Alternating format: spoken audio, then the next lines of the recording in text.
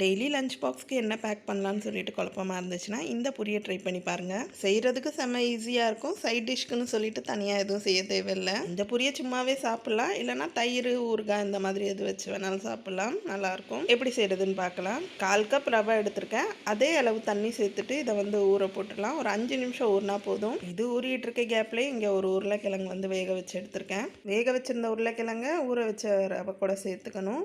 So mash பண்ணி கூட சேர்த்துக்கலாம். மேஷ் பண்ணி சேர்த்தோன்னா ஒன்று ரெண்டுமா இருக்கும். இந்த மாதிரி துருவி சேர்த்தோன்னா எல்லாமே நல்லா மிக்ஸ் ஆயிரும். இது கூட தேவையான அளவு உப்பு, மஞ்சள் தூள், சீரகம், ஒரு கைப்பிடி அளவுக்கு கசூரி மெத்தி நல்லா கசக்கி சேர்த்துக்கோங்க. கூடவே ஃப்ரெஷ்ஷான கொத்தமல்லி கட் பண்ணி சேர்த்துக்கிறேன். இது கூடவே 1/2 கப் அளவுக்கு கோதுமை மாவு சேர்த்துட்டு கொஞ்சமாக தண்ணி சேர்த்துட்டு இதை பிசைஞ்சு எடுத்துக்கோங்க. ரொம்ப தண்ணி சேர்க்கணும்னு அவசியம் இல்லை. உருளைக்கிழங்கு மேலேயுமே கொஞ்சம் தண்ணி சத்து இருக்கும். ஸோ அதிலேயே பிசைஞ்சு எடுத்துக்கலாம். நான் ஊற்றின கொஞ்சம் தண்ணியிலே நல்லா சாஃப்டாக இந்த மாதிரி பிசைஞ்சு எடுத்துக்கிட்டேன். அவ்வளோதான். இனி பூரிக்கு உருட்டுற மாதிரி சின்ன சின்னதாக உருட்டி எடுத்துட்டு பூரிக்கு திரட்டுற மாதிரி திரட்டி எடுத்துக்கோங்க.